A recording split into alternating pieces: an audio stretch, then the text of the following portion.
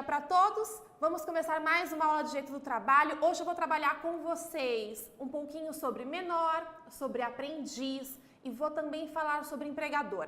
Esse é o principal foco da nossa aula. Então são temas que tiveram alguns impactos com a reforma trabalhista, então são também de grande relevância aí para o nosso estudo, ok? Então vamos começar. Trouxe aqui no nosso slide, como sempre, né? Vamos lá. As nossas redes sociais, Instagram, Prof. Priscila Ferreira, Facebook, Professora Priscila Ferreira. Então, qualquer dúvida, vocês podem me mandar lá, eu sempre respondo, pessoal, sempre. Então, a gente sempre vai conversando, qualquer dúvida, qualquer problema que estejam tendo aí, a gente consegue juntos resolver, ok? Vamos começar a nossa matéria, então, falando aí sobre o trabalho do menor. Vamos falar um pouquinho sobre o menor e, na sequência, falar um pouquinho sobre o aprendiz. Esse é o principal tema da nossa aula, tá bom? Então, trabalho do menor, trabalho do aprendiz. E aí a gente tem aqui o que é o menor, quem é o menor? Vamos lá. Bom, pessoal, quando você pensa em menor, a gente está falando daquela pessoa que tem, a partir dos 16 anos, e labora com registro na CTPS. Então, a partir dos 16 anos, eu já posso laborar com registro em CTPS, em regra, aí, em diversas atividades. Claro, existe a possibilidade de você trabalhar antes dos 16 anos? Sim, é possível. É possível você trabalhar antes dos 16 anos, mas na qualidade de aprendiz.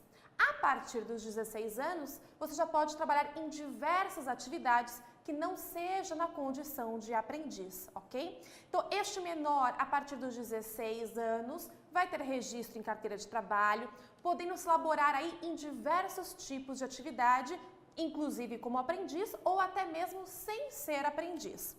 Tem algumas profissões específicas que exigem idades maiores, então 18 anos, 21 anos, vou fazer até menção para vocês hoje nessa aula, mas a regra é, a partir dos 16, você pode laborar em praticamente qualquer tipo de atividade, desde que essa atividade não seja insalubre, não seja perigosa e também não seja em período noturno.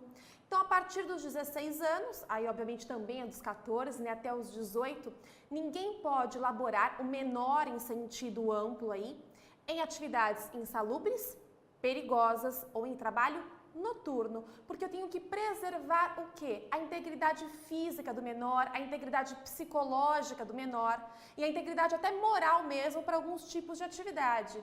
Em razão disso, eu faço algumas limitações quanto ao tipo de trabalho ao qual ele pode prestar, como forma de proteção a este menor. Pensem comigo, se eu quero proteger este menor, a reforma trabalhista ela veio com o intuito de flexibilizar os direitos trabalhistas de uma forma geral. Se ela fosse flexibilizar os direitos do menor, ela obviamente acabaria aí afetando a sua integridade física, sua integridade psicológica, moral, e não seria o adequado e daí acabaria por violando aí a própria Constituição. Em razão disso, a própria reforma fez uma previsão específica, falando lá que se constitui como um objeto ilícito, veja bem, um objeto ilícito, a negociação em relação aí a direitos do menor, em que impactasse no menor. Isso está lá no artigo 611b. Vou mostrar eles para vocês, ó, vem aqui comigo, ó. Trabalho do menor. A reforma ainda trouxe uma maior proteção ao menor. Foi o que eu disse. Na realidade, ela trouxe aqui o quê? Uma não flexibilização dos direitos desse menor, com o intuito de que ele ficasse mais protegido. Então, ela não veio para flexibilizar o menor. Então, olha o que eu trouxe. No artigo 611b da CLT, lá prevê que constitui objeto ilícito para fins de negociação coletiva a supressão ou a redução de direitos que envolva aí medidas de proteção legal de criança e adolescente, ou seja, do menor, né, pessoal? Portanto, do menor. Ou seja, veda-se a flexibilização neste quesito. Então, uma coisa muito clara para nós aqui. o menor tem proteção, inclusive constitucional. Por ele ter proteção, inclusive constitucional, a própria reforma admitiu que se veda a flexibilização dos direitos deste menor quando se objetivar aí, através de negociação coletiva, suprimir ou reduzir direitos. Então, a negociação coletiva não vai ter aí a possibilidade, ela não vai ter a finalidade de poder suprimir aí ou reduzir direitos deste menor, sendo isso totalmente vedado. Por isso que aqui, ó, supressão ou redução dos direitos significa aqui objeto ilícito para fins aqui de negociação coletiva, ok? Então, só para a gente entender primeiro um panorama sobre este menor. Na sequência, eu trago para vocês quem é este menor, quais são as características dele, o que é importante a gente saber e perceber neste fator. Então, aqui, ó, características do trabalho do menor. Então, vamos lá. Ó. Quais são as principais características desse menor? Ó, então, o menor é aquele conceituado entre os artigos 402 a 441 da CLT. Então, você já vai marcar esses artigos aí no seu vade-mecum para você ler de leitura obrigatória, sendo o seu trabalho autorizado com registro em CTPS. Então, o menor vai ter registro na carteira de trabalho e, obviamente, quando eu falo deste menor, eu falo em menor em sentido amplo, sem estar especificando aqui na condição de aprendiz. E esse menor, quando eu falo em registro em carteira de trabalho, que pode elaborar em diversas atividades, eu falo do menor a partir dos 16 anos de idade, que, como em regra, pode elaborar em diversas atividades, mas que até os 18 anos não poderá elaborar em ambiente insalubre, perigoso e noturno. Então, a gente pensa o seguinte, a partir dos 14 anos de idade, eu posso trabalhar como aprendiz, ok? Mas com registro em CTPS para outras atividades que não na condição de aprendiz, a partir dos 16 anos, sem ser aprendiz. E aí, eu vou poder trabalhar em diversas atividades. Essa que é a ideia.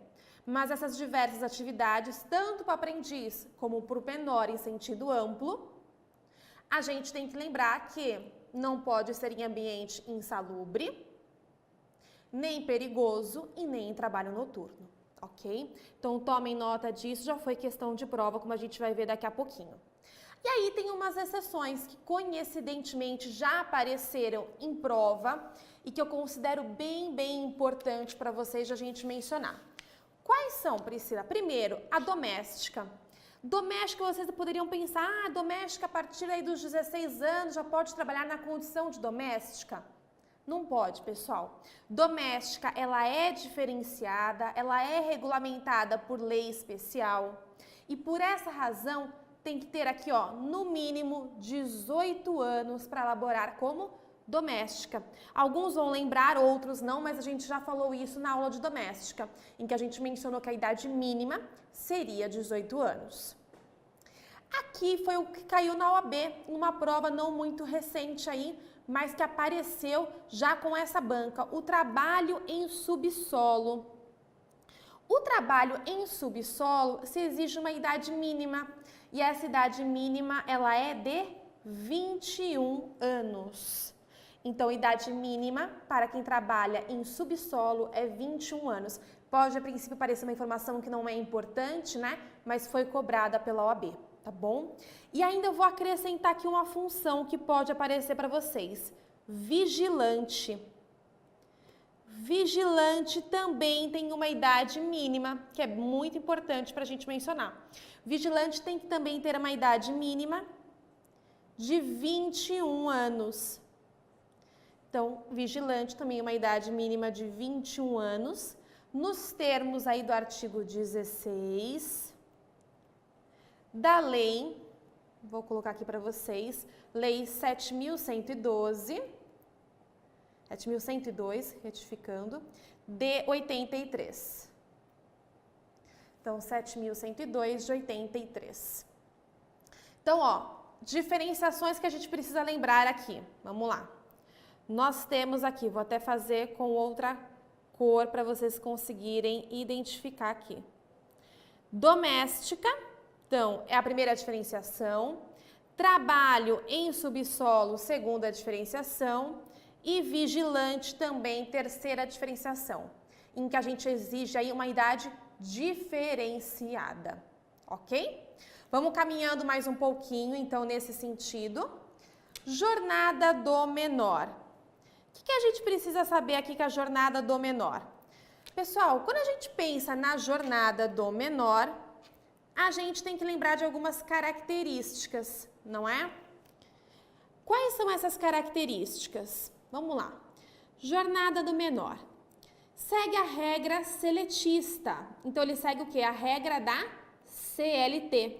Essa regra traz o seguinte, que a jornada ela é de 8 horas diárias e 44 horas semanais, autorizando-se a compensação de jornada por meio de acordo ou convenção coletiva, de forma a não ultrapassar o limite semanal, ok? Então, reparem o seguinte, eu posso ter compensação de jornada? Posso.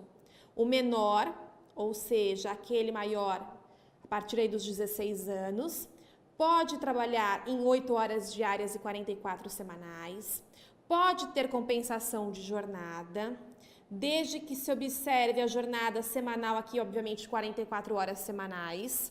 Não cabe banco de horas, mas não cabe banco de horas. Isso aqui está na nossa legislação.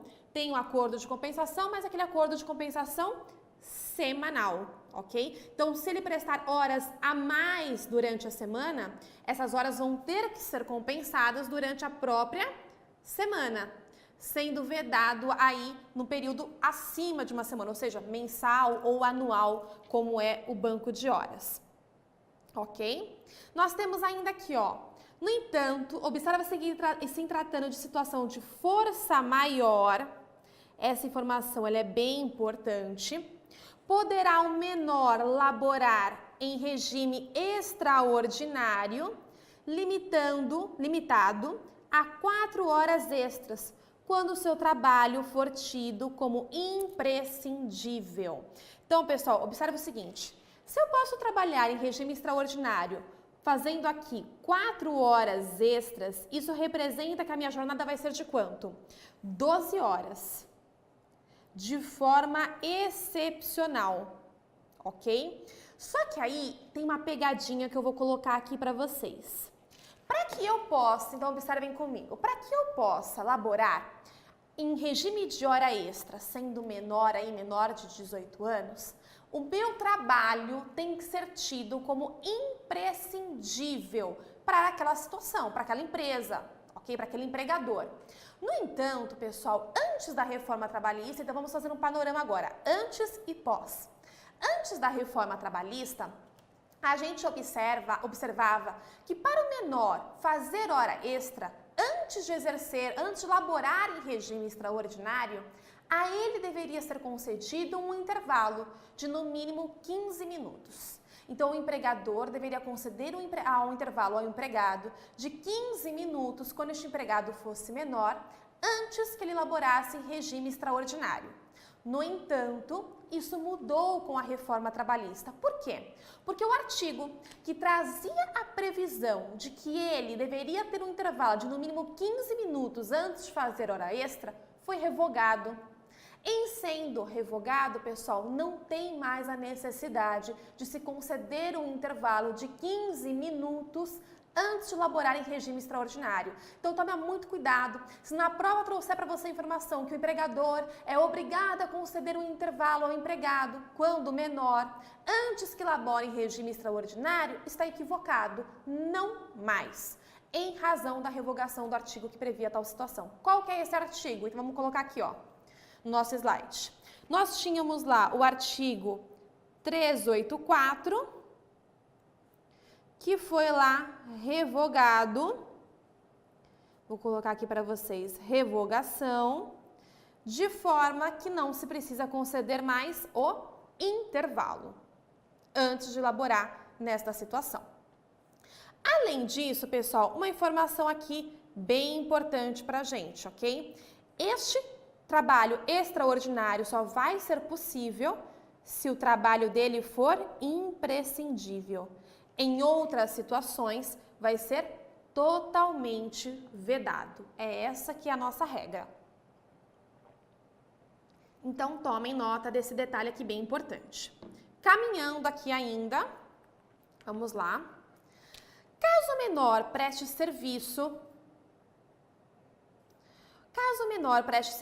a mais de um tomador de serviços de forma a ter contratos simultâneos para fins de carga horária, deverá se fazer a soma total de todos os locais em que ele esteja prestando o serviço, de forma a não ultrapassar 8 horas diárias, conforme artigo 444 da CLT. Então eu trouxe aqui para vocês o menor aqui que preste serviço a mais de um tomador de serviços, de forma a ter contratos simultâneos para fins de carga horária, deverá se fazer a soma de todos os locais em que ele esteja prestando serviço. Isso caiu na última prova, só que com relação a uma outra situação. Falava sobre grupo econômico, era uma outra situação, mas mencionava a questão do empregado que presta serviço a mais de uma pessoa ali. Aqui nessa situação eu tenho um menor que ele presta serviço a mais de um tomador de serviços. Então tem mais de um empregador envolvido nessa relação. Então ele presta o serviço, no período da manhã para um empregador, no período da tarde para outro. O que acontece? Esse menor tem uma limitação de carga horária, 8 horas diárias e 44 semanais, sendo a hora extra um regime de exceção para ele. Desta forma, pessoal, fiquem bem atentos a um detalhe. Se ele elaborar em mais de um local, para mais de um empregador, eu tenho que fazer aí a soma, ok? Dessas cargas horárias aí que vai impactar nessa total aí que ele vai prestar diariamente. Então, se ele trabalha 4 horas em um local, ele só vai poder trabalhar mais 4 horas em outro local. Então, eu faço a soma dessa carga horária para ter o total ali diário de 8 horas diárias e na semana 44 horas semanais. Essa que é a ideia, tá? Então, quando eu trago aqui para vocês, caso o menor preste serviço a mais de um tomador de serviços de forma a ter contratos simultâneos para fins de carga horária, deverá se fazer a soma total de todos os locais em que ele esteja prestando o serviço. Informação bem importante, tá? De forma a não ultrapassar as 8 horas diárias e, consequentemente, as 44 horas semanais. Ok? O menor também faz jus a férias anuais de no mínimo 30 dias, acrescidas de 1/3 na remuneração. Então, as férias anuais dele são normais, como de qualquer outro empregado, de no mínimo aqui os 30 dias, tendo direito aí acrescidos de 1/3 da remuneração, que é o abono, né, que ele recebe aí em razão das férias. Então, 1/3. Depois nós temos aqui, com a revogação do parágrafo 2º do artigo 134 da CLT, as férias do menor de 18 anos, assim como as do maior de 50 anos, poderão ser fracionadas em até 3 períodos. Olha que informação aí importante, pessoal. Antes da reforma, a gente tinha a questão de que as férias ao menor de 18 não poderiam ser fracionadas, nem para os maiores de 50. No entanto, a reforma revogou este artigo.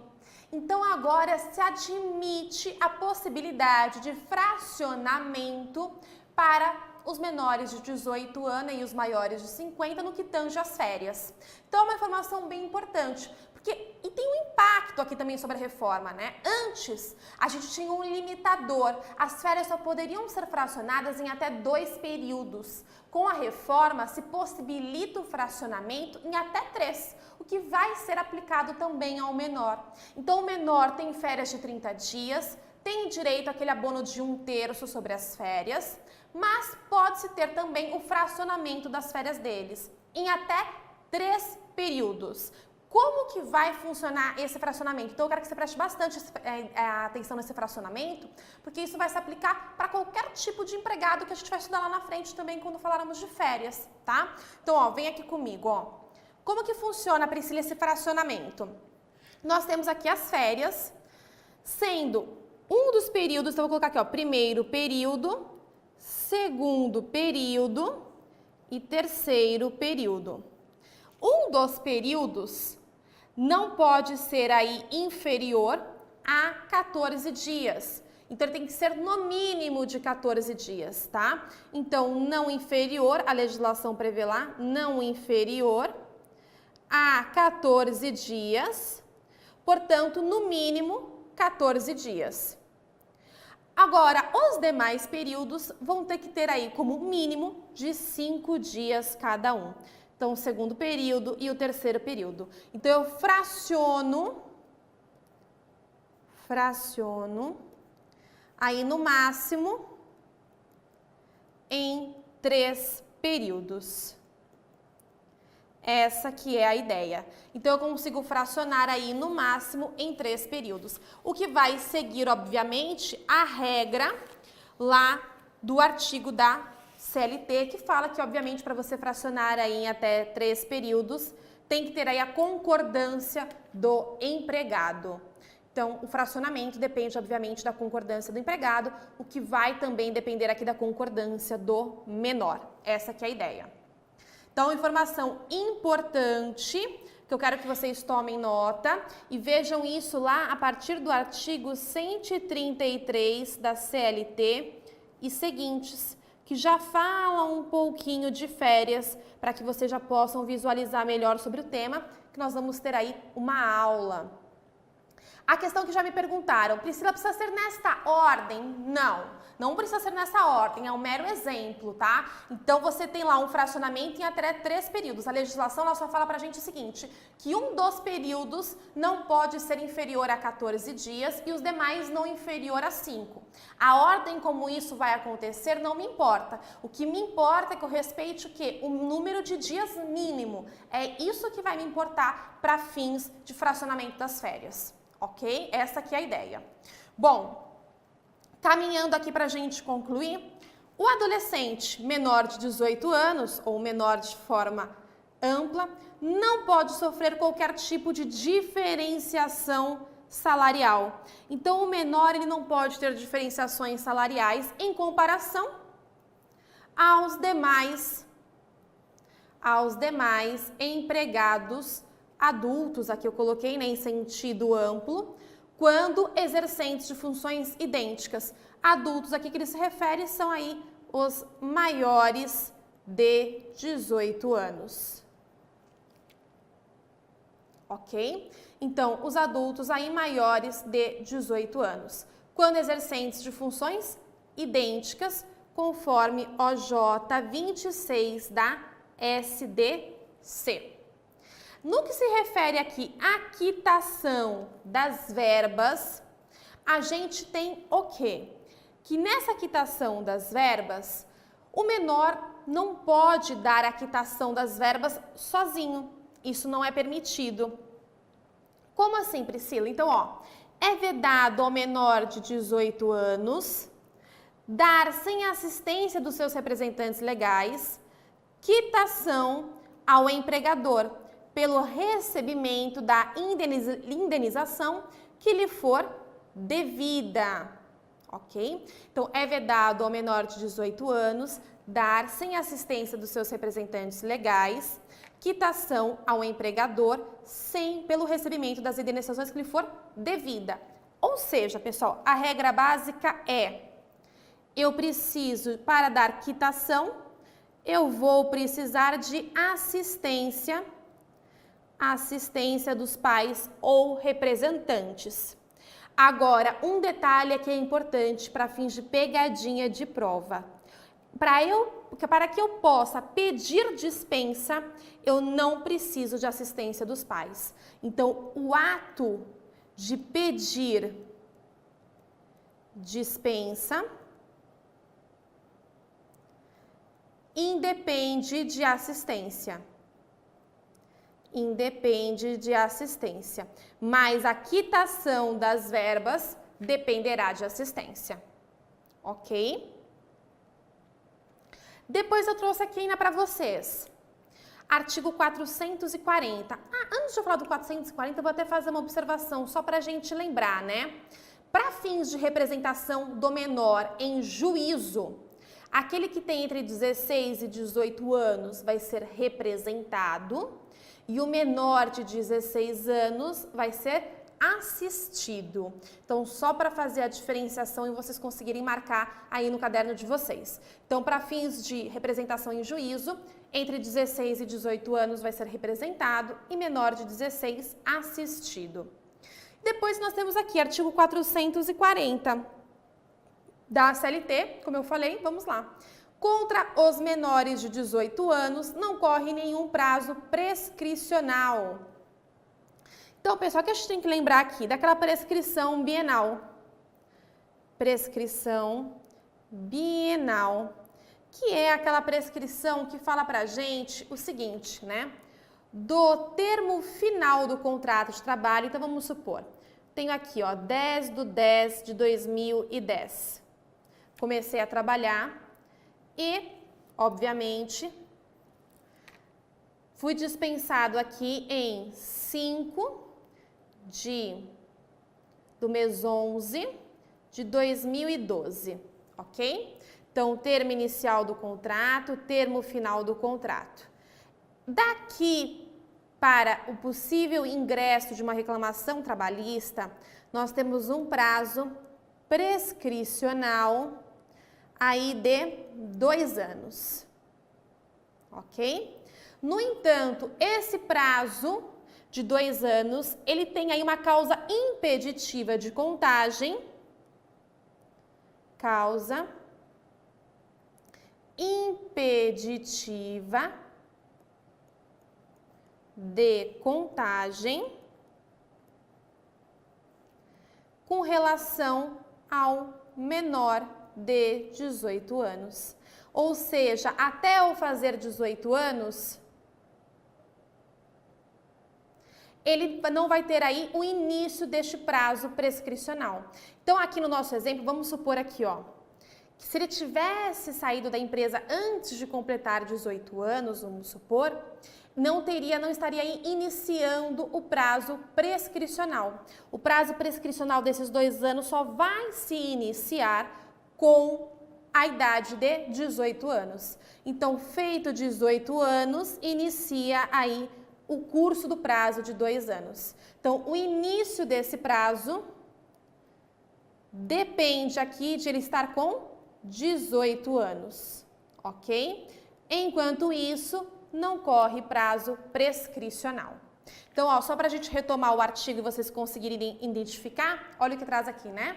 Contra os menores de 18 anos, não corre nenhum prazo prescricional, ou seja, a prescrição não se inicia até que ele faça aí 18 anos. Essa que é a ideia aí que a gente se refere aqui primordialmente com relação à prescrição bienal. Quando a gente falar um pouquinho de prescrição, eu retomo ainda mais um pouquinho sobre o tema, mas o que eu queria focar aqui nesse momento era sobre a prescrição bienal para vocês, tá bom? Os outros efeitos que possam ter, a gente vai ainda falar um pouquinho mais para frente. Então, tomem nota dessa tela, fixem aí.